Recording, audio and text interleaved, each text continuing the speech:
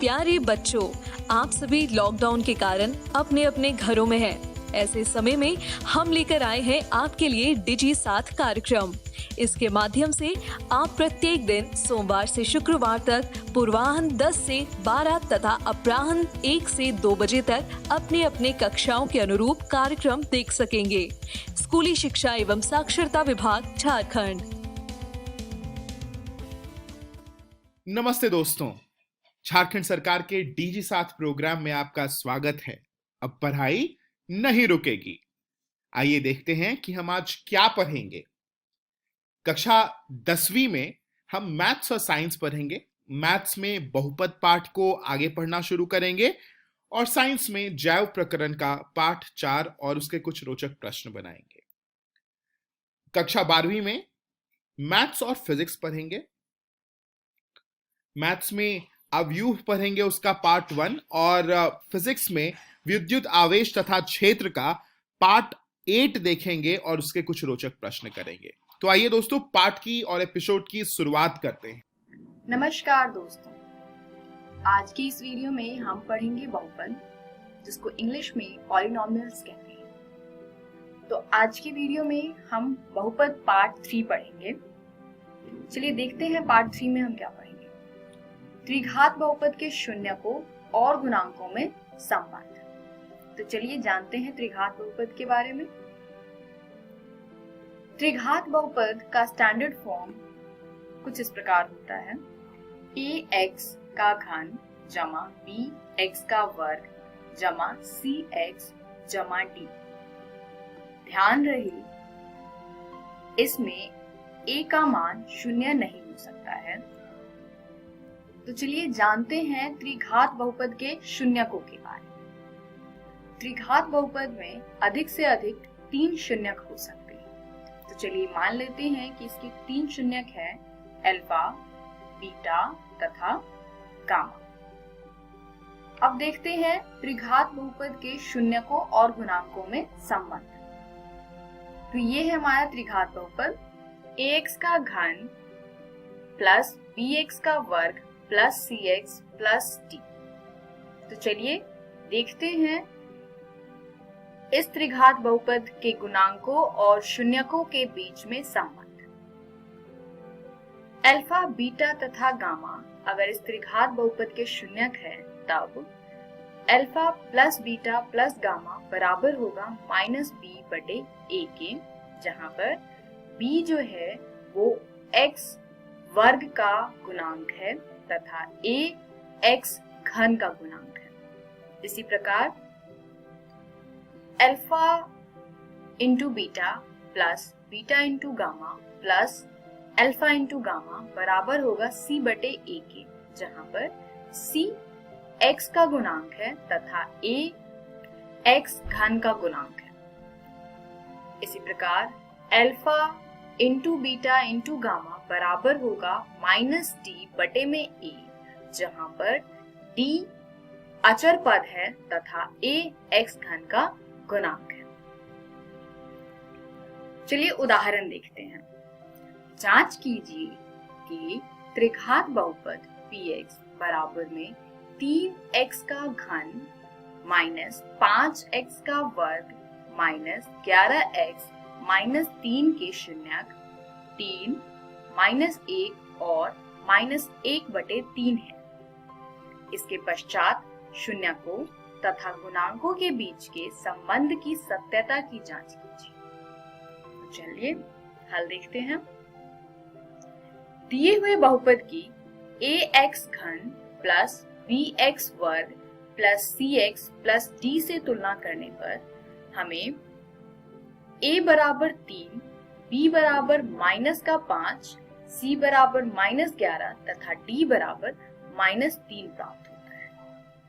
तो चलिए सबसे पहले देखते हैं कि 3 -1 तथा -1/3 इस त्रिघात बहुपद के शून्यक हैं या नहीं।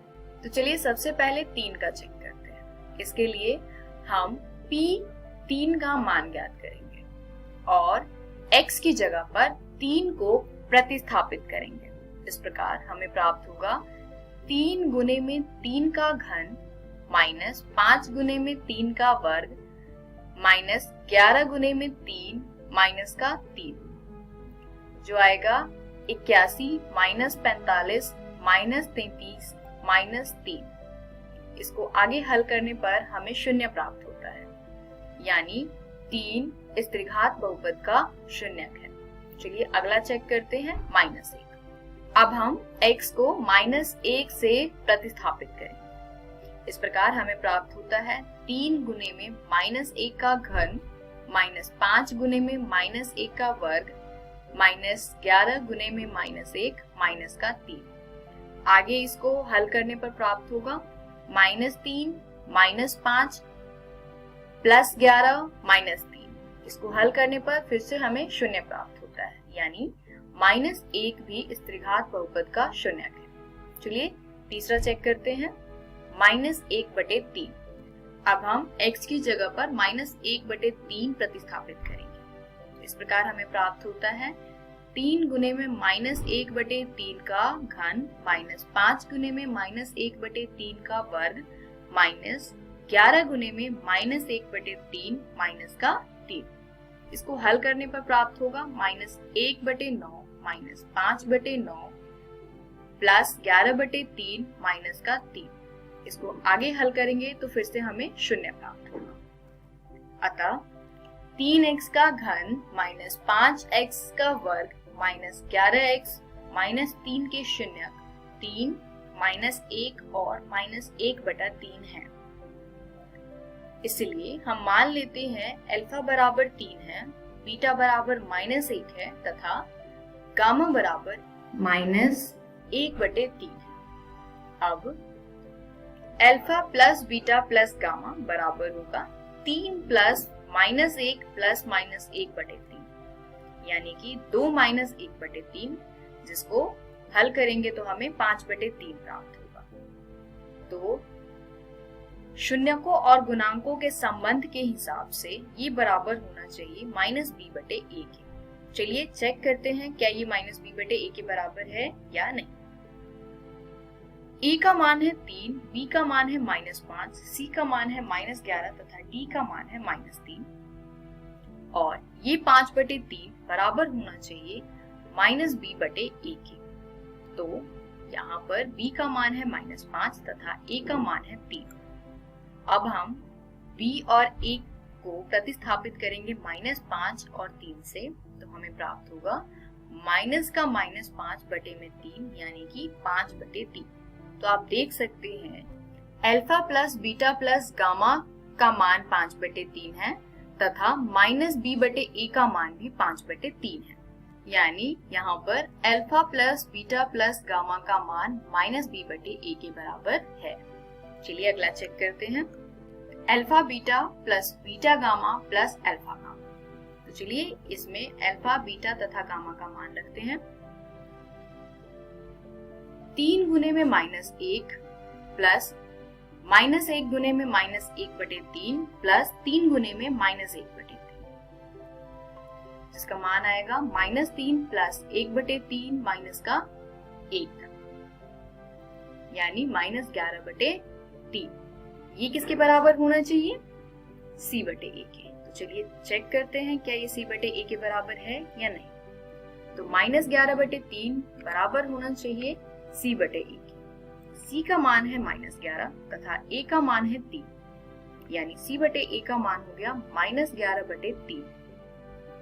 तो आप देख सकते हैं कि alpha beta plus beta gamma plus alpha gamma का मान -11/3 है तथा c/a का मान भी -11/3 है, यानी alpha beta plus beta gamma plus alpha gamma बराबर है c/a के। चलिए लास्ट चेक करते हैं, अल्फा बीटा गामा यानी कि alpha into beta into gamma. Value put करते हैं अल्फा बीटा गामा का। 3 गुने में -1 गुने में -1/3, यहाँ पर 3 से 3 कैंसिल हो जाएगा तथा -1 गुने में -1 1 के बराबर आ गया। अब ये बराबर होना चाहिए किसके? -d/a के। तो चलिए इसको भी चेक करते हैं। 1 बराबर होना चाहिए -d/a के, जहाँ पर d का मान है -3 तथा a का मान है 3।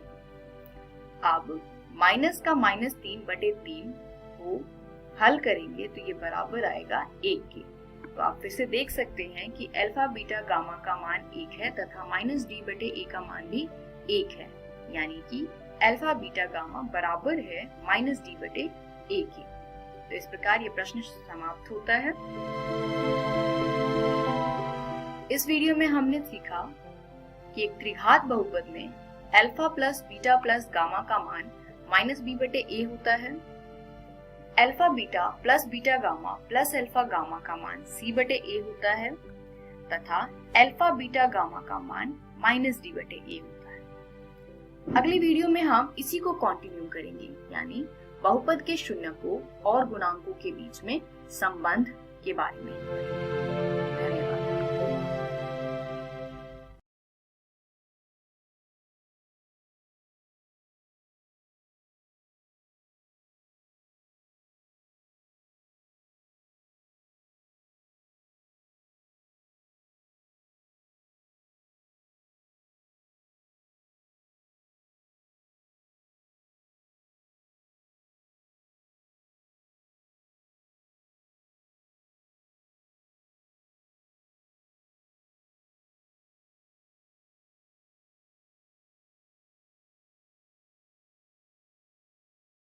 नमस्कार दोस्तों, आज की इस वीडियो में हम पढ़ेंगे चैप्टर 2 बहुपद, जिसको इंग्लिश में पॉलिनोमियल्स कहते हैं। तो आज की वीडियो में हम पॉलिनोमियल्स यानी कि बहुपद का पार्ट 4 पढ़ेंगे।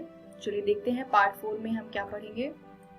बहुपद के शून्यकों और गुणांकों में संबंध। इस टॉपिक पे बेस्ड कुछ इंपॉर्टेंट क्वेश्चंस इस वीडियो में हम करेंगे।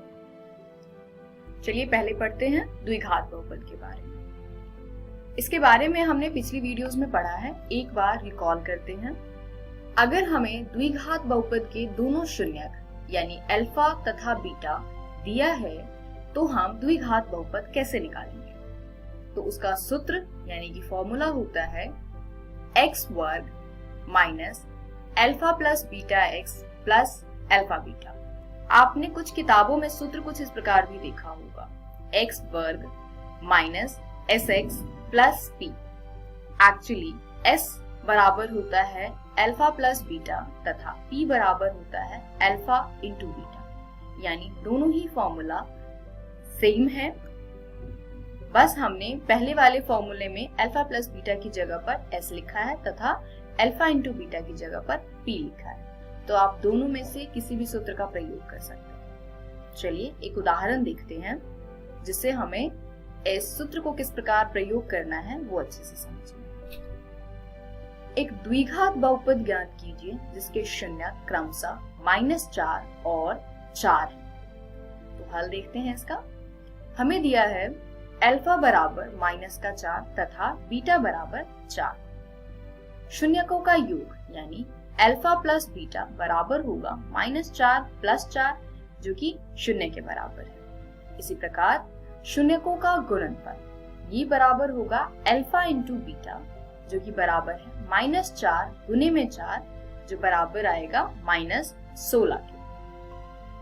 अब अल्फा प्लस बीटा का मान 0 के बराबर है तथा अल्फा इंटू बीटा का मान -16 है। तब द्विघात बहुपद x वर्ग minus alpha plus beta x plus alpha beta होगा। अब हम यहाँ पर अल्फा प्लस बीटा तथा अल्फा बीटा के मान को प्रतिस्थापित करेंगे। तो ये आएगा x वर्ग माइनस 0x प्लस -16, जहाँ पर 0 जो है वो अल्फा प्लस बीटा का मान है तथा -16 जो है वो अल्फा इंटू बीटा का मान है। तो इस प्रकार हमें द्विघात बहुपद प्राप्त होता है x वर्ग -16। चलिए अगला उदाहरण देखते हैं। एक द्विघात बहुपद ज्ञात कीजिए जिसके शून्यकों का योग तथा गुणनफल क्रमशः -1/4 और 1/4 है। हल दिया है हमें शून्यकों का योग मतलब अल्फा प्लस बीटा का मान -1/4 तथा शून्यकों का गुणनफल यानी अल्फा इंटू बीटा का मान 1/4। तब द्विघात बहुपद x वर्ग minus alpha plus beta x plus alpha beta होगा। अब यहाँ पर अल्फा प्लस बीटा तथा अल्फा बीटा के मान को प्रतिस्थापित करते हैं, यानी ये आएगा एक्स वर्ग माइनस में माइनस 1/4x प्लस 1/4, जहाँ पर माइनस 1/4 अल्फा प्लस बीटा का मान है तथा 1/4 अल्फा इंटू बीटा का मान है। अब हम इसको हल करेंगे तो यहाँ से हमें प्राप्त होगा एक्स वर्ग प्लस 1/4x प्लस 1/4। आगे हल करने पर ये प्राप्त होगा हमें 4x का वर्ग जमा x जमा 1/4, यानी 1/4 ब्रैकेट में 4x वर्ग जमा x जमा 1। तो ये द्विघात बहुपद है, तो ये हमारा आंसर हो सकता है। इसके अलावा अगर मैं इसको शून्य के बराबर रख दूं तो यहाँ पे 1/4 दूसरी तरफ जाकर के शून्य हो जाएगा, यानी हमारे पास बचेगा 4x का वर्ग प्लस x प्लस 1 बराबर 0। तो एक द्विघात बहुपद जिसमें दी गई शर्तें संतुष्ट होती हैं वो है 4x का वर्ग जमा x जमा 1। एक्चुअली ये दोनों ही बहुपद द्विघात बहुपद हैं जिसमें दी गई शर्तें संतुष्ट होती हैं। अगर आप 1/4 को दूसरी तरफ ले जाकर के शून्य के बराबर ना करें तभी भी आंसर सही है। अगला देखते हैं त्रिघात बहुपद। अगर आपको एक त्रिघात बहुपद में अल्फा बीटा गामा यानी शून्य दिया हुआ है तो हम त्रिघात बहुपद कैसे प्राप्त करेंगे, तो ये है इसका सूत्र जो आप अपनी नोटबुक में नोट कीजिए। x का घन minus alpha plus beta plus gamma x का वर्ग जमा alpha beta plus beta gamma plus alpha gamma x minus alpha beta gamma. तो चलिए एक उदाहरण देखते हैं। एक त्रिघात बहुपद ज्ञात कीजिए जिसके शून्यकों का योग दो शून्यकों को एक साथ लेकर उनके गुणनफलों का योग तथा तीनों शून्यकों के गुणनफल क्रमशः 2, -7 तथा -14 हो। हल देखते हैं। हमें दिया है alpha plus beta plus gamma का मान 2, alpha beta plus beta gamma plus alpha gamma बराबर -7 तथा अल्फा बीटा गामा बराबर -14। तब त्रिघात बहुपद का सूत्र हम लगाएंगे जो है x का घन minus alpha plus beta plus gamma x का वर्ग जमा alpha beta plus beta gamma plus alpha gamma x minus alpha beta gamma. तो अब तीनों मान को प्रतिस्थापित करेंगे जो प्रश्न में हमें दिया है। तो ये आएगा x का घन माइनस 2x का वर्ग प्लस माइनस का 7x माइनस का -14, जहां पर 2 alpha plus beta plus gamma का मान है, माइनस का 7 alpha beta plus beta gamma plus alpha gamma का मान है तथा -14 alpha into beta into gamma का मान। अब इसको हल करते हैं आगे। तो ये आएगा x का घन माइनस 2x का वर्ग -7x प्लस 14, यानी ये वो त्रिघात बहुपद है जिसमें दिए हुए सारे शर्तें संतुष्ट होती हैं। इसी के साथ आज की वीडियो समाप्त होती है। इस वीडियो में हमने सीखा कि एक द्विघात बहुपद के शून्यकों और गुणांकों में संबंध होता है। अल्फा प्लस बीटा बराबर होगा -b बटे में a तथा अल्फा गुने में बीटा बराबर होगा c बटे में a। इसी प्रकार त्रिघात बहुपद के शून्यकों और गुणांकों में संबंध होता है alpha plus beta plus gamma बराबर -b बटे a, alpha beta plus beta gamma plus alpha gamma बराबर c बटे a तथा अल्फा बीटा गामा बराबर -d बटे a।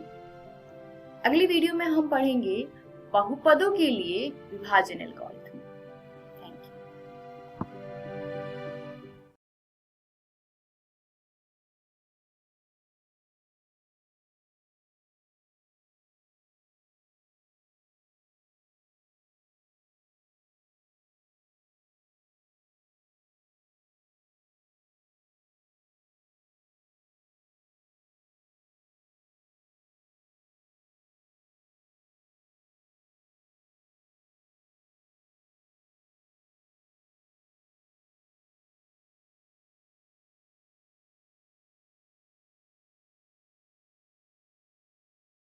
नमस्कार दोस्तों, आज जो हम अध्याय करने जा रहे हैं उसका नाम है जैव प्रक्रम। अब तक हम इसके 3 भाग कर चुके हैं और ये इसका चौथा भाग होगा। और अब तक हमने जाना है जैव प्रक्रम क्या होता है और हमने बात करी है एक जैव प्रक्रम की जिसका नाम है पोषण। आज हम दूसरे जैव प्रक्रम की बात करेंगे जिसका नाम है श्वसन। तो चलिए शुरुआत करते हैं एक सवाल से। तो सवाल है कि सांस लेना और श्वसन में क्या अंतर है।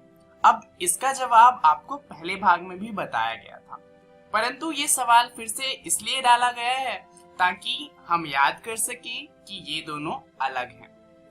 तो अगर हम सांस लेने की बात करें तो सांस लेना वह प्रक्रम है जिसमें हम सांस को लेते हैं और सांस को छोड़ते हैं, यानी कि इनहेल करना और एक्सहेल करना, बस इतना ही होता है सांस लेना। तो सवाल आता है कि फिर श्वसन क्या है। तो चलिए एक बार श्वसन की डेफिनेशन देख लेते हैं। ये डेफिनेशन आप अपनी कॉपियों में भी लिख लीजिएगा क्योंकि ये महत्वपूर्ण है। तो श्वसन की डेफिनेशन है कि श्वसन वह प्रक्रिया है जिसके द्वारा पोषण प्रक्रिया के दौरान लिया गया भोजन शरीर की कोशिकाओं में विभिन्न जीवन प्रक्रियाओं के लिए ऑक्सीजन की मदद से ऊर्जा बनाता है। अब हमें पता है कि कार्बोहाइड्रेट जो होता है वो बदलता है ग्लूकोज के अंदर और ग्लूकोज से ही मिलती है हमें ऊर्जा। तो ग्लूकोज से जो ऊर्जा मिलती है, ये जो पूरा प्रोसेस है, ये जो पूरा प्रक्रम है, इस प्रक्रम को कहा जाता है श्वसन। ऑक्सीजन हमें इस प्रक्रम के लिए चाहिए होता है और इसलिए सांस लेना श्वसन का एक भाग है। तो चलिए अब देखते हैं कि श्वसन के अंदर होता क्या है और ये किस तरीके से होता है। शुरुआत करते हैं एक लाइन से जो शायद आपको अजीब लगे। कुछ जीवों को श्वसन के लिए ऑक्सीजन की आवश्यकता होती ही नहीं है। अब जहां पर हमें कंफ्यूजन थी कि सांस लेना और श्वसन एक ही चीज है, वहां पर कुछ ऐसे जीव भी हैं जो श्वसन प्रक्रिया परफॉर्म करते हैं और वहां पर ऑक्सीजन होती ही नहीं है। परंतु हम जानते हैं कि ऐसे ज्यादा जीव नहीं हैं और जितने भी जीव हैं उनमें से ज्यादातर को ऑक्सीजन की जरूरत होती है। उदाहरण के लिए हमें ऑक्सीजन की जरूरत होती है और हम ऑक्सीजन किसकी मदद से लेते हैं? फेफड़ों की।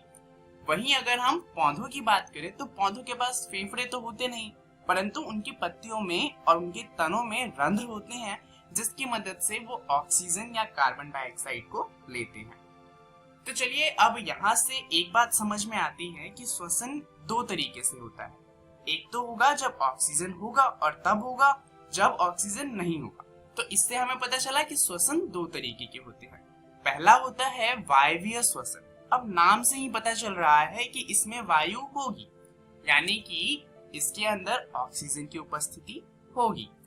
और दूसरा होता है अवायवीय श्वसन। अब इसके भी नाम से पता चल रहा है कि यहाँ पर वायु नहीं होगी, यानी कि ऑक्सीजन नहीं होगा।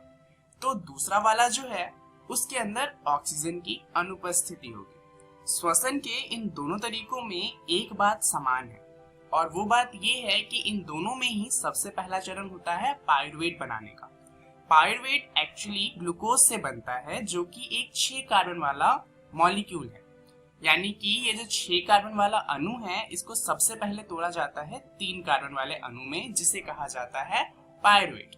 यह जो प्रक्रम है ये होता है कोशिका द्रव के अंदर, यानी कि जो हमारा ग्लूकोज है वो कोशिका द्रव के अंदर सबसे पहले टूटेगा पायरुवेट में। अब इसके बाद क्या होगा? इसके बाद या तो होगा वायवीय श्वसन या होगा अवायवीय श्वसन। तो अगर वायवीय श्वसन होता है तो इसके अंदर 3 कार्बन वाला जो पायरुवेट है उसके अणु को विखंडित करके कार्बन डाइऑक्साइड मिलेगा और साथ में मिलेगा जल, और उसके साथ ऊर्जा तो हमें मिलेगी ही।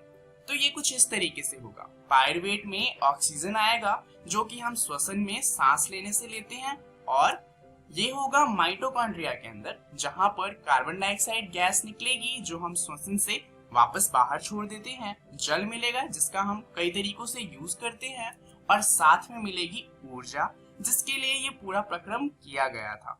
और इस ऊर्जा का हम इस्तेमाल करेंगे हमारे बहुत सारे कामों के लिए। अब अगर अवायवीय श्वसन होता है तो उसके अंदर क्या होगा? हो सकता है कि उसके अंदर इथेनॉल और कार्बन डाइऑक्साइड बने, और हो सकता है ये ना बने।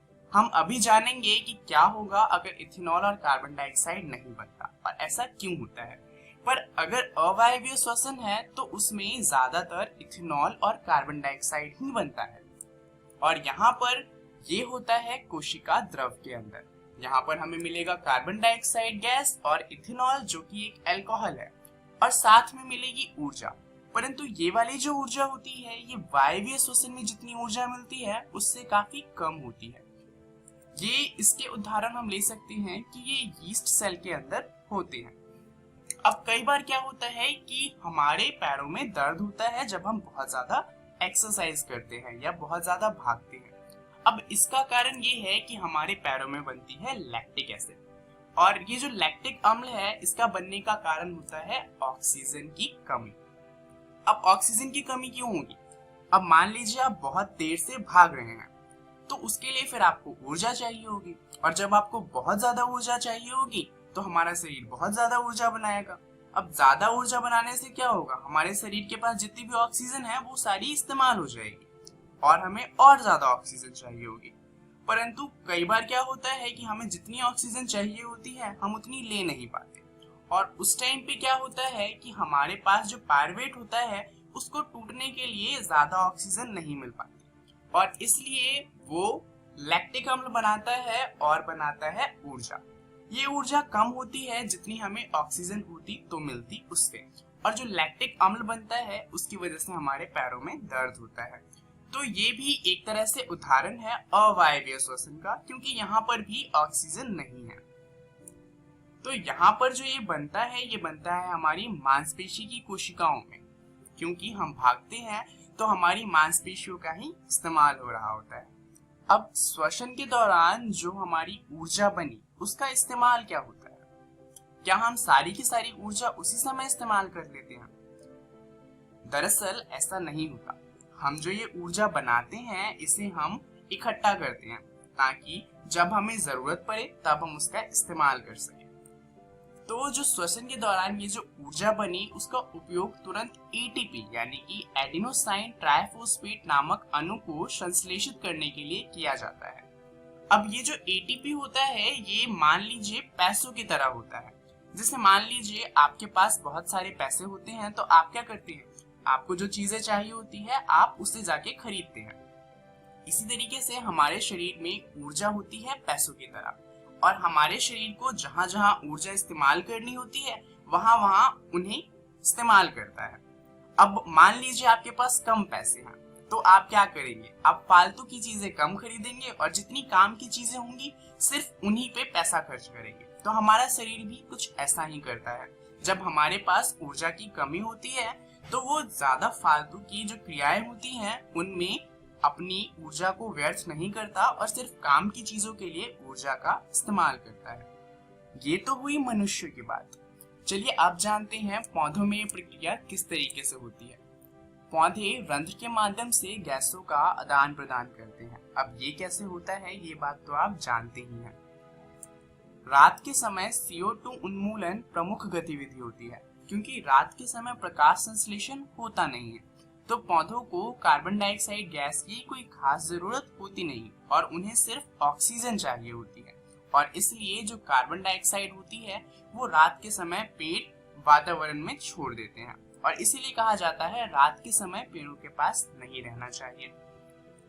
और दिन के दौरान ऑक्सीजन निष्कासन प्रमुख गतिविधि होती है, क्योंकि दिन के समय प्रकाश संश्लेषण होता रहता है तो जो कार्बन डाइऑक्साइड श्वसन की प्रक्रिया से छोड़ी जाती है उसका इस्तेमाल हो जाता है प्रकाश संश्लेषण के लिए, और प्रकाश संश्लेषण से जो ऑक्सीजन छोड़ी जाती है वो इतनी ज्यादा होती है कि पौधों को उसे वातावरण में छोड़ना पड़ जाता है। चलिए अब बात कर लेते हैं उन जीवों की जो जमीन पर नहीं रहते, जैसे कि मछलियां। क्योंकि ये पानी में रहती हैं तो पानी में रहने वाले जानवरों को पानी में घुलित ऑक्सीजन का उपयोग करना होता है, क्योंकि वो सतह पर आकर ऑक्सीजन तो ले नहीं सकते, और इसलिए पानी में घुले ऑक्सीजन की मात्रा क्योंकि कम होती है इन जीवों में सांस लेने की दर बहुत ज्यादा होती है। उदाहरण के लिए मछलियां बहुत तेजी से सांस लेती हैं और उनमें गिल्स यानी कि गलफड़े होते हैं जो ऑक्सीजन को एब्जॉर्ब कर लेते हैं और पानी को छोड़ देते हैं। चलिए अब बात करते हैं कि मानव में श्वसन प्रक्रिया में ऑक्सीजन किस तरीके से ली जाती है। दरअसल मानव में वायु शरीर के अंदर नासाद्वार द्वारा जाती है और यहाँ से वायु कंठ द्वारा फुफ्फुस में प्रवाहित होती है। कंठ में उपास्थि के वलय उपस्थित होते हैं और यह सुनिश्चित करते हैं कि वायु मार्ग निपतित न हो जाए। उसके अलावा फुफ्फुस के अंदर मार्ग छोटी छोटी नलिकाओं में विभाजित हो जाता है जो अंत में गुब्बारे जैसी संरचना में अंतकृत हो जाते हैं और इन संरचनाओं को कहा जाता है कुपिका। कुपिका कुछ इस तरह का दिखता है। कुपिका रुधिर वाहिका का रुधिर कुपिका में मौजूद वायु से ऑक्सीजन लेकर शरीर के सभी कोशिकाओं तक पहुंचाता है और ये काम होता है हीमोग्लोबिन से, क्योंकि हीमोग्लोबिन ऑक्सीजन के साथ अभिक्रिया करता है और ऑक्सीजन को लेकर सभी कोशिकाओं तक पहुंचाता है। तो चलिए जानते हैं इस वीडियो में हमने बात क्या करी। दरअसल इस वीडियो में हमने जाना श्वसन के बारे में। इसके बारे में आप और ज्यादा अपनी एनसीईआरटी की किताब के जैव प्रक्रम वाले अध्याय में पढ़ सकते हैं। वहां पर आपको पढ़ना है श्वसन, जहां पर आपको इन सभी के बारे में और अच्छे से डिटेल्स मिल जाएंगी। चलिए जान लेते हैं कि अगली वीडियो में हम क्या जानने वाले हैं। अगली वीडियो में हम नया जैव प्रक्रम शुरू करेंगे जो कि है वहन। तो आपको दो काम करने हैं। पहला काम आपका है कि आपको श्वसन अच्छे से पढ़ कर आना है और दूसरा आपका काम है कि जब अगली कक्षा होगी तो उस समय आपको वहन अच्छे से पढ़ कर आना है, जिससे आपको वहन और अच्छे से समझ में आए। इस वीडियो के लिए इतना ही।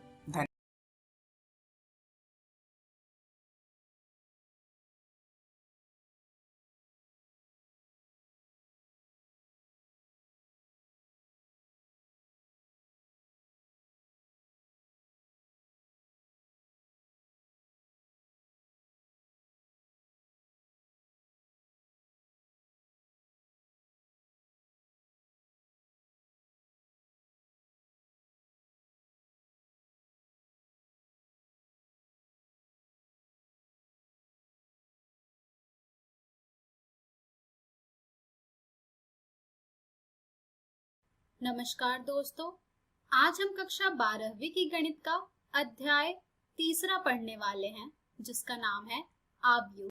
इस अध्याय को हमने 6 भागों में बांटा है। आज हम इस अध्याय का भाग 1 पढ़ने वाले हैं। तो आइए देखते हैं कि आज के इस वीडियो में हम क्या पढ़ेंगे। तो दोस्तों, आज के इस वीडियो में हम पढ़ेंगे आव्यूह की भूमिका तथा आव्यूह के बारे में। तो चलिए आगे बढ़ते हैं और शुरू करते हैं हम हमारा आज का भाग। तो दोस्तों, सबसे पहले हम ये जानेंगे कि आव्यूह क्या होता है। तो दोस्तों, आव्यूह को इंग्लिश में हम मैट्रिसेस कहते हैं। आव्यूह संख्याओं या फलनों का एक आयताकार क्रम विन्यास, जिसे इंग्लिश में ऑर्डर्ड रेक्टेंगुलर एरे कहते हैं। इन संख्याओं या फलनों को आव्यूह के अवयव यानी कि एलिमेंट्स अथवा प्रविष्टियां यानी कि एंट्रीज कहते हैं। इस स्टेटमेंट को सुनकर जाहिर सी बात है कि आपको ये क्लियर नहीं हुआ होगा कि आव्यूह होते क्या हैं। तो आइए एक उदाहरण देखते हैं कि आव्यूह आखिर किस प्रकार के होते हैं। तो दोस्तों, स्क्रीन पर आपको जो फॉर्म दिख रहा है A = ये होता है हमारा मैट्रिसेस, जिसे हिंदी में हम आव्यूह कहते हैं। और इस मैट्रिक्स में आपको जो ये -2, 5, 0, √5, 3, 6 दिख रहे हैं, ये सभी हैं आव्यूह के एलिमेंट्स यानी कि अवयव। तो जब आपने इसका एग्जाम्पल देखा तो यहाँ से आपको ये क्लियर हो रहा होगा कि ये जो आव्यूह होते हैं ये संख्याओं या फलनों के एक आयताकार क्रम विन्यास होते हैं। दोस्तों, आव्यूह में हमें कुछ बातों का बहुत ही ज्यादा ध्यान रखना होता है। आव्यूह में ये जो आपको क्षैतिज रेखाओं में आव्यूह दिख रहे हैं, ये होते हैं आव्यूह की पंक्तियां अर्थात रोज। और ये जो ऊर्ध्वाधर रेखाएं आपको दिख रही हैं आव्यूह में, इसे हम कहते हैं आव्यूह के स्तंभ। इसी प्रकार से आइए एक और उदाहरण देखते हैं। दूसरा उदाहरण हमने लिया है मैट्रिक्स अर्थात आव्यूह B का।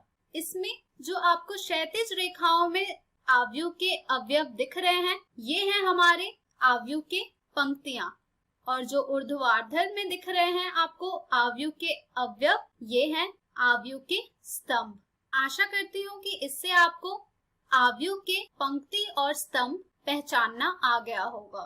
तो दोस्तों, मैट्रिक्स के उदाहरण से अगर मैं आपसे यहाँ पर ये पूछूं कि ये जो मैट्रिक्स आपको स्क्रीन पर दिख रहा है, इसमें कितने पंक्ति और कितने स्तंभ है, अर्थात कितने रोज और कितने कॉलम है, क्या ये आप बता पाएंगे? तो ये आप बड़े ही आसानी से बता पाएंगे। ये जो आपका मैट्रिक्स है, इसमें 3 पंक्तियां तथा 2 स्तंभ है। इसी प्रकार से स्क्रीन पर आपको जो ये दूसरा मैट्रिक्स दिख रहा है, इस मैट्रिक्स में हमारे पास 3 पंक्तियां तथा 3 स्तंभ है। तो इस प्रकार से आप मैट्रिक्स की पंक्तियां और स्तंभ ज्ञात कर सकते हैं। तो दोस्तों, आव्यूह जो है वो गणित के सर्वाधिक शक्तिशाली साधनों में से एक है, जो कि हमारे कार्य को काफी हद तक सरल कर देता है, और ये आप इस अध्याय में सीखेंगे और फिर इसका प्रयोग करेंगे। चलिए दोस्तों, अब हम ये सीखेंगे कि आखिर आव्यूह को हम किस प्रकार से निरूपित करते हैं। मान लीजिए कि हम राधा तथा उसके 2 मित्रों फौजिया तथा सिमरन के पास की पुस्तिकाओं तथा कलमों की निम्नलिखित सूचना को व्यक्त करना चाहते हैं। राधा के पास 15 पुस्तिकाएं तथा 6 कलम है, फौजिया के पास 10 पुस्तिकाएं तथा 2 कलम है, सिमरन के पास 13 पुस्तिकाएं तथा 5 कलम है। अब ये जो हमारे पास इंफॉर्मेशन है, इसे अगर हम मैट्रिक्स के रूप में लिखना चाहेंगे तो इसे हम किस तरह से लिख पाएंगे? तो सबसे पहले हम इस सूचना से देखते हैं कि हमारे पास क्या जानकारी है। तो हमारे पास जानकारी है पुस्तिकाएं और कलम की, जो कि राधा के पास है 15 तथा 6, फौजिया के पास है 10 तथा 2 और सिमरन के पास है 13 तथा 5। इसे जब आप आव्यूह के रूप में लिखेंगे तो आप कुछ इस प्रकार से लिखेंगे, जो कि आपको स्क्रीन पर दिख रहा होगा। इसी प्रकार से आप इस निम्नलिखित सूचना को किसी और तरीके से भी लिख सकते हैं, और वो जो दूसरा तरीका होगा वो ये होगा, जो कि आप स्क्रीन पर देख पा रहे हैं, जिसमें कि क्षैतिज में आ जाएगी आपकी पुस्तिकाएं और कलम, और ऊर्ध्वाधर में आ जाएगी राधा, फौजिया तथा सिमरन। इन सभी की संख्याओं को जब आप प्रतिस्थापित करेंगे तो आपके पास कुछ इस प्रकार का डेटा आएगा। अब इसे जब आप मैट्रिक्स अर्थात आव्यूह के रूप में निरूपित करेंगे तो आपको कुछ इस प्रकार का मैट्रिक्स प्राप्त होगा। तो इस तरह दी हुई सूचना से आप उसे मैट्रिक्स के रूप में परिवर्तित कर सकते हैं। चलिए दोस्तों, अब हम सीखेंगे कि आव्यूह की कोटि अर्थात ऑर्डर ऑफ अ मैट्रिक्स हम कैसे प्राप्त करते हैं। तो आइए सबसे पहले ये जानते हैं कि आव्यूह की कोटि होती क्या है। m पंक्तियों तथा n स्तंभों वाले किसी आव्यूह को m क्रॉस n कोटि अर्थात ऑर्डर का आव्यूह अर्थात केवल m क्रॉस n आव्यूह कहते हैं। यानी कि अगर आपके पास कोई आव्यूह है जिनमें m पंक्तियां हैं तथा n स्तंभ है, तो उस आव्यूह की जो कोटि हो जाएगी वो हो जाएगी m क्रॉस n, जिसे आप m क्रॉस n आव्यूह भी कहते हैं। मान लीजिए हमने एक मैट्रिक्स लिया है A, जो कि आप स्क्रीन पर देख पा रहे हैं। अब आपसे ये कहा जाए कि इस मैट्रिक्स की ऑर्डर बताने को, तो ये आप कैसे ज्ञात करेंगे? तो यहाँ पर हमारा जो सबसे पहला कार्य होगा वो होगा कि हमें ये देखना कि कितनी पंक्तियां हैं हमारे दी गई मैट्रिक्स में। तो इस मैट्रिक्स में दी गई जो पंक्तियां हैं वो है 1, 2, 3। तो यहाँ पर हमारे पास 3 पंक्तियां हैं तथा इस दी गई मैट्रिक्स में 2 स्तंभ है। तो यहाँ से हमारे आव्यूह की कोटि हमें प्राप्त हो रही है m क्रॉस n के माध्यम से 3 क्रॉस 2। तो इस दिए गए आव्यूह की कोटि हमें प्राप्त हुई है 3 क्रॉस 2। इसी प्रकार से हमने एक और आव्यूह का उदाहरण लिया, जो कि आपको स्क्रीन पर दिख रहा है। अब आपसे ये पूछा जाए कि इस आव्यूह की कोटि क्या होगी, तो ये आप कैसे बताएंगे? ये भी आप बड़े ही आसानी से बता सकते हैं, पंक्तियां और स्तंभ की संख्या ज्ञात करके।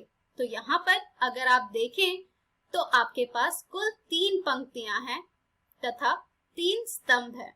तो आपके आव्यूह की कोटि यहाँ पर आपको जो प्राप्त होगी वो होगी 3 क्रॉस 3। आइए अब हम सीखेंगे एक सामान्य आव्यूह में कि किस प्रकार से उसकी कोटि हम ज्ञात करेंगे। तो स्क्रीन पर आपको एक m क्रॉस n आव्यूह दिख रहा है, जिसमें कि ये m क्रॉस n कैसे हुआ है? ये m क्रॉस n इसलिए हुआ है क्योंकि यहाँ पर m पंक्तियां हैं तथा n स्तंभ है।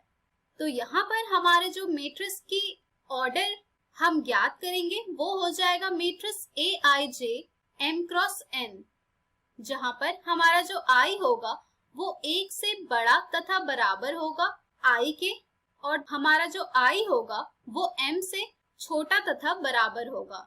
इसी तरह हमारा जो j होगा वो 1 से बड़ा तथा बराबर होगा j के, और जो हमारा j होगा वो n से छोटा तथा बराबर होगा। तो यहाँ पर Aij से आपको क्या समझ आ रहा है? तो यहाँ पर Aij हमारे iवीं पंक्ति और jवें स्तंभ में आने वाले अव्यय को कहा जा रहा है। हम इसे A का ijवां अवयव भी कह सकते हैं। किसी m क्रॉस n आव्यूह में अवयवों की संख्या mn होती है। आइए एक उदाहरण से Aij वाला कॉन्सेप्ट क्लियर करते हैं। हमने जो उदाहरण लिया है वो है, एक ऐसे 3 क्रॉस 2 आव्यूह की रचना कीजिए जिसके अवयव Aij बराबर 1/2 मोड i घटा 3j द्वारा प्रदत्त है। यानी कि यहाँ पर हमें एक ऐसा मैट्रिक्स बनाना है जो कि 3 क्रॉस 2 ऑर्डर का हो, यानी कि उसके 3 रोज तथा 2 कॉलम हो, और उसका जो एलिमेंट है Aij वो यहाँ पर हमें डिफाइन किया गया है 1/2 मॉड i-3j। तो आइए देखते हैं कि इसे हम किस प्रकार से ज्ञात करेंगे। तो दोस्तों, ऐसे में हमारा जो सबसे पहला कार्य होता है वो होता है कि 3 क्रॉस 2 आव्यूह की रचना करना, अर्थात उसे कुछ इस प्रकार से निरूपित करना। तो 3 क्रॉस 2 में जाहिर सी बात है कि उसके जो अवयव होंगे वो होगा A11, A12, A21, A22, A31, A32। तो अब हम एक एक करके हमारे इन सभी एलिमेंट्स का मान ज्ञात करेंगे और फिर इसे प्रतिस्थापित करेंगे, जिससे कि हमारा 3 क्रॉस 2 आव्यूह प्राप्त हो जाएगा। तो आइए Aij के माध्यम से ज्ञात करते हैं हम A11, A12, A21, A22, A31, A32। तो यहाँ पर जो हमारा Aij दिया हुआ है वो है 1/2 मॉड i-3j, जहाँ पर हमारा i होगा 1, 2, 3 और j होगा 1, 2। तो जब हम यहाँ पर इसे प्रतिस्थापित करेंगे तो हमें यहाँ से प्राप्त होगा A11 is equals to 1/2 mod 1 - 3 multiplied by 1 which is equals to 1। इसी तरह हमें A12 मिल जाएगा 1/2 mod 1 - 3 multiplied by 2 which is equals to 5/2। इसी तरह जब आप ज्ञात करेंगे A21 तो आपको मिलेगा 1/2 mod 2 - 3 multiplied by 1 which is equals to 1/2। इसी तरह से आपको A22 मिल जाएगा 1/2 mod 2 - 3 multiplied by 2 which is equals to 2। इसी तरह से आपको A31 मिल जाएगा 1/2 mod 3 - 3 multiplied by 1 which is equals to 0 and A32 which is equals to 1/2 mod 3 - 3 multiplied by 2 which is equals to 3/2। तो देखा आपने कि किस तरह आप Aij के माध्यम से सभी एलिमेंट्स ज्ञात कर सकते हैं। चलिए अब हम इन्हें प्रतिस्थापित करेंगे हमारे अभिष्ट आव्यूह में। तो हमारा अभिष्ट आव्यूह हमें प्राप्त होगा A is equals to 1, 5/2, 1/2, 2, 0, 3/2। तो यही हमारा है 3 क्रॉस 2 आव्यूह जो कि हमें यहाँ पर ज्ञात करना था। चलिए दोस्तों, अब हम बढ़ते हैं हमारे अगले टॉपिक की ओर, जो कि है आव्यूहों के प्रकार, यानी कि टाइप्स ऑफ मैट्रिसेस। तो चलिए एक एक करके हम देखेंगे मैट्रिसेस के टाइप्स। हमारा जो सबसे पहला टाइप होगा मैट्रिक्स का वो है स्तंभ आव्यूह, यानी कि कॉलम मैट्रिक्स। स्क्रीन पर आपको एक एग्जाम्पल दिख रहा है मैट्रिक्स का, जिसमें आप देख पा रहे हैं कि इस मैट्रिक्स में केवल एक स्तंभ है। तो यहाँ से आपको ये क्लियर हो रहा होगा कि स्तंभ आव्यूह क्या होता है। तो दोस्तों, एक आव्यूह स्तंभ आव्यूह कहलाता है यदि उसमें केवल एक स्तंभ होता है। तो ये जो मैट्रिक्स है जिसको आप स्क्रीन पर देख पा रहे हैं, इसमें केवल एक स्तंभ है, यानी कि ये जो मैट्रिक्स है ये एक स्तंभ आव्यूह है। चलिए अब हम बढ़ते हैं हमारे दूसरे प्रकार के आव्यूह की ओर, जो कि है पंक्ति अवयव। पंक्ति अवयव का उदाहरण हमने एक स्क्रीन पर लिखा है, जिसको देखकर आपको क्लियर हो रहा होगा कि पंक्ति अवयव क्या होती है।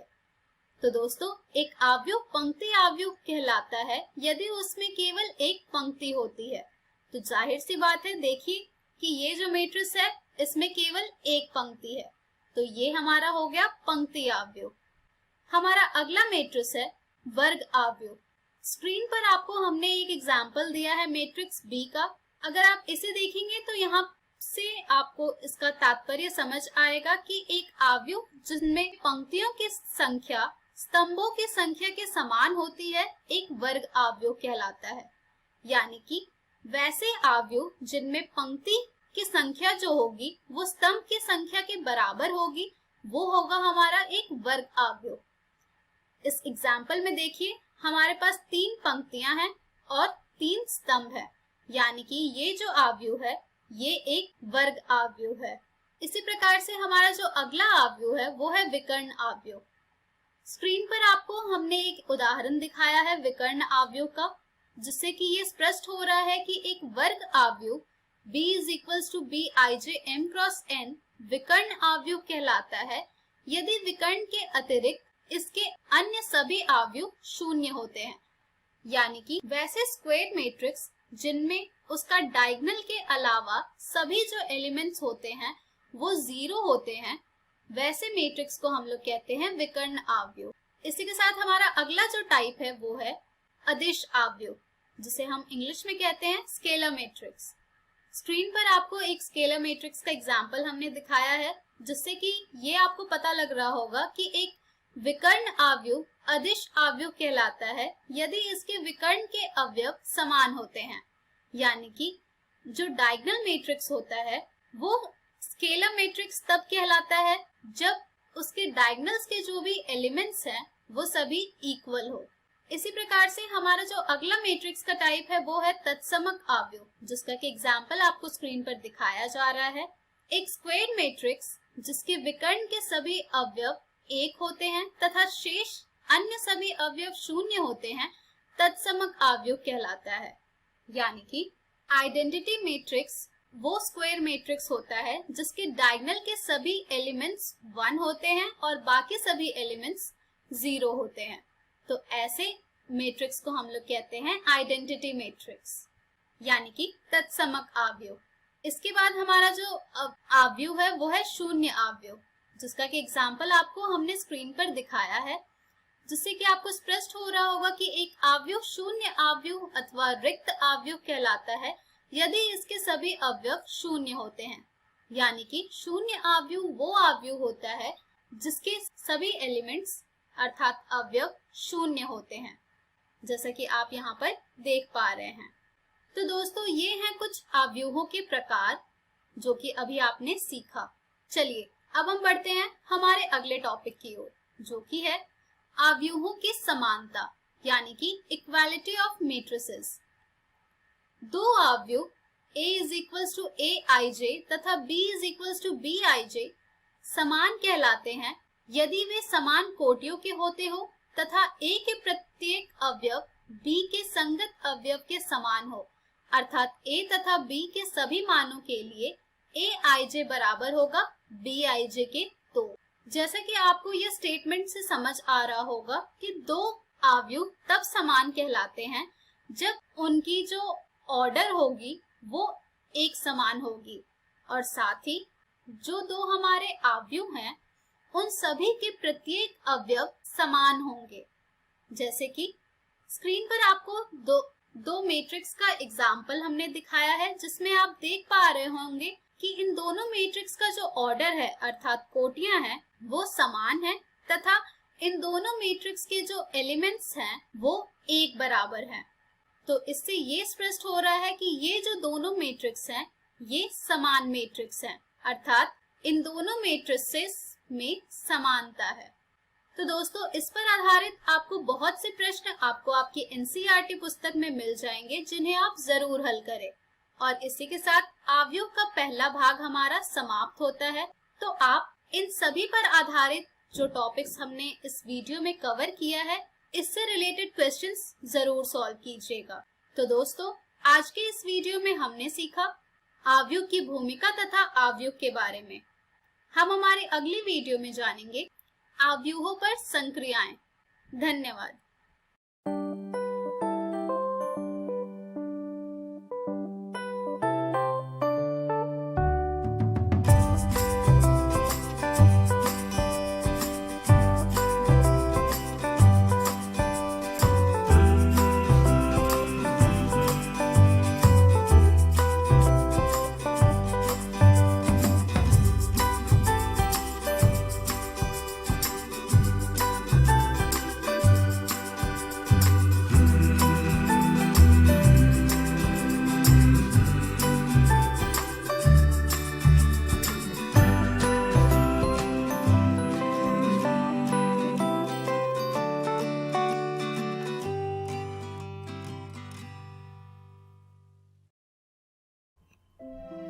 हेलो दोस्तों, welcome to this physics video lecture. Friends, अभी तक हम चैप्टर 1 विद्युत आवेश तथा क्षेत्र के 7 भागों को पढ़ चुके हैं। आज हम इसका 8वां भाग समझेंगे और इस 8वें भाग में हम समझेंगे कि जब किसी द्विध्रुव को किसी एक समान बाह्य क्षेत्र में रखा जाता है तो वो किस तरह से बिहेव करता है, यानी एक समान बाह्य क्षेत्र में द्विध्रुव। दोस्तों, इसे समझने के लिए सबसे पहले मान लेते हैं कि यहाँ पर एक समान वैद्युत क्षेत्र E कुछ इस दिशा में फ्लो कर रहा है। अब हम इसमें किसी एक विद्युत द्विध्रुव को रखते हैं। यहाँ पर जैसा कि आप देख सकते हैं कि यह द्विध्रुव विद्युत क्षेत्र की दिशा में न होकर कुछ टेढ़ी रखी है। इसकी अलग अलग स्थिति के बारे में हम बाद में विचार करेंगे। अभी अगर हम देखें तो यह पाते हैं कि द्विध्रुव अपनी प्रारंभिक स्थिति में बदलाव लाती है और विद्युत क्षेत्र की दिशा में घूम जाती है। यानी हम कह सकते हैं कि किसी एक समान बाह्य क्षेत्र में विद्युत द्विध्रुव स्वयं को विद्युत क्षेत्र की दिशा के अनुदिश कर लेते हैं। आइए समझते हैं कि आखिर ऐसा होता क्यों है। मान लीजिए कि यहाँ पर एक विद्युत क्षेत्र कुछ इस दिशा में है, जिसमें हमने एक द्विध्रुव रखा है, जिसमें धनात्मक आवेश बिंदु A तथा ऋणात्मक आवेश बिंदु B पर रखा है।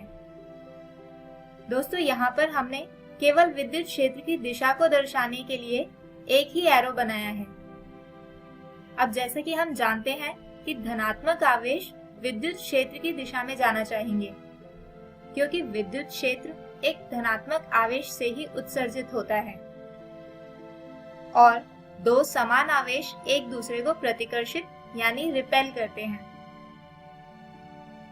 यानी बिंदु A या धनात्मक आवेश पर लगने वाला बल होगा प्लस QE, जबकि बिंदु B पर रखा ऋणात्मक आवेश विद्युत क्षेत्र की दिशा के विपरीत यानी नीचे की ओर जाएंगे और इस आवेश पर लगने वाला बल का परिमाण होगा ऋणात्मक QE।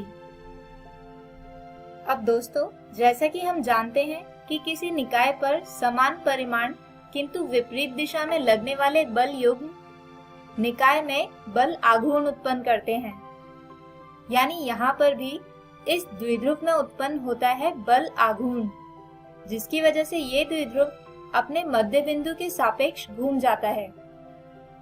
दोस्तों, बल आघूर्ण को ज्ञात करने का सूत्र होता है बल गुणा बिंदुओं के बीच लंबवत दूरी। और जैसा कि हमने अभी लिखा कि द्विध्रुव पर लगने वाला बल है QE। इसके अलावा बिंदुओं के बीच लंबवत दूरी जानने के लिए हम त्रिकोणमिति का उपयोग करेंगे। मान लीजिए कि ये द्विध्रुव विद्युत क्षेत्र के साथ थीटा डिग्री का कोण बनाता है। तो अगर हम बिंदु A तथा बिंदु B से एक समकोण त्रिभुज ACB बनाएं, तो इसमें कोण BAC भी होगा थीटा। यानी यहाँ पर दोनों बिंदुओं या आवेशों के बीच लंबवत दूरी है AC, जिसका मान होगा 2A sin थीटा। तो दोनों ही राशियों का मान बल आघूर्ण के फॉर्मूला में रखें तो बल आघूर्ण टाउ आता है, QE गुणा 2A sin थीटा। दोस्तों यहाँ पर हम 2QA को साथ लिख लेते हैं और अगर आपको याद हो तो यह होता है द्विध्रुव आघूर्ण जिसे लिखा जाता है P से, यानी बल आघूर्ण होगा PE sin थीटा, यानी इसे P तथा E का सदिश गुणनफल भी कहा जा सकता है, यानी P क्रॉस E। आइए अब इस द्विध्रुव की विद्युत क्षेत्र में विभिन्न स्थितियों पर विचार करते हैं, जिसमें सबसे पहले आता है जब द्विध्रुव विद्युत क्षेत्र की दिशा में हो। दोस्तों इस परिस्थिति में विद्युत क्षेत्र तथा द्विध्रुव आघूर्ण के बीच बनने वाला कोण होता है 0 डिग्री। तो बल आघूर्ण का मान होगा PE sin 0 डिग्री, और क्योंकि sin 0 डिग्री का मान होता है 0, इसलिए यहाँ पर बल आघूर्ण का मान भी होगा 0, यानी इस केस में द्विध्रुव नहीं घूमेगी। अगली परिस्थिति है जब द्विध्रुव विद्युत क्षेत्र के लंबवत हो।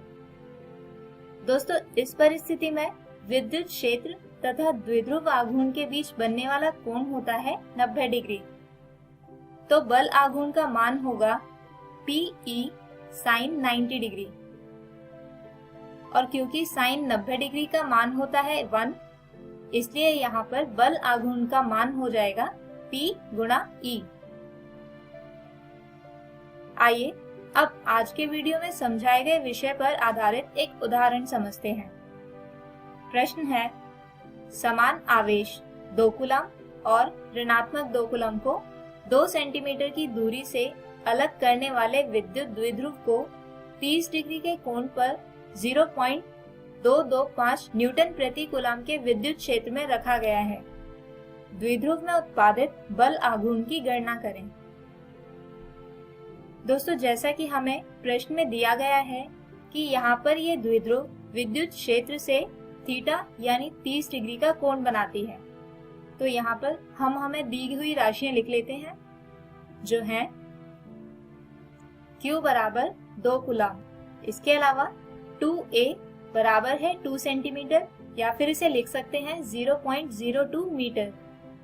इसके अलावा E यानी विद्युत क्षेत्र है 0.225 न्यूटन प्रति कूलम, और थीटा एंगल दिया हुआ है 30 डिग्री।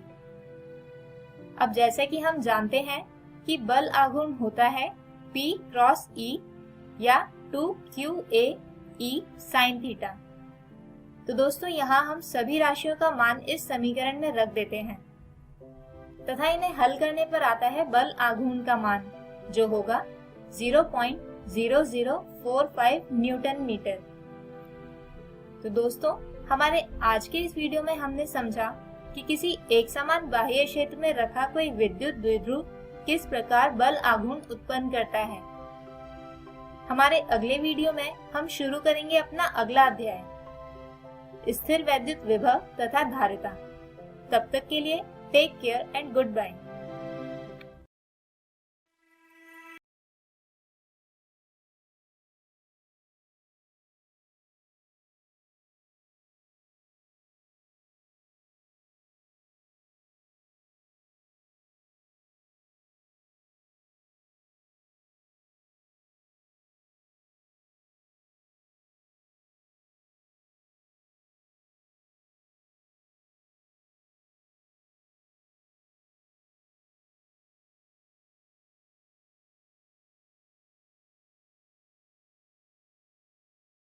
हेलो दोस्तों, आज हमने क्या पढ़ा ये देखते हैं। दोस्तों हमने 10वीं में मैथ्स और साइंस के बहुपद और जैव प्रकरण के पाठ का अध्ययन किया और क्लास 12th में मैथ्स और फिजिक्स पढ़ा, जिसमें आव्यूह और विद्युत आवेश तथा क्षेत्र को कवर किया। दोस्तों अब देखते हैं हम कि कल क्या पढ़ेंगे।